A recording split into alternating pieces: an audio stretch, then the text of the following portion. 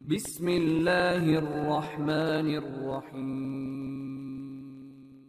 কুকুর পুষলে সেটিকে সপ্তাহ পর পর গোসল করানো যাবে? কিভাবে যাবে? রহমান, প্রথমত কুকুর পোষা জায়েজ নেই।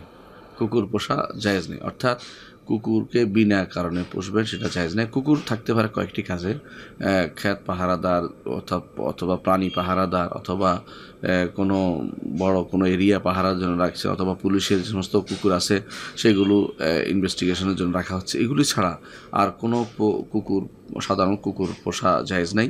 কারণ কুকুর পোষলে প্রতিদিন কিরাত পরিমাণ তার নেকি কমে যায় এবং রহমতের ফেরেশতা সেখানে প্রবেশ করে না, রহমতের ফেরেশতা সেখানে প্রবেশ করে না, এবং সেই জন্য কুকুর পোষা সেটা অনুমোদিত নয়।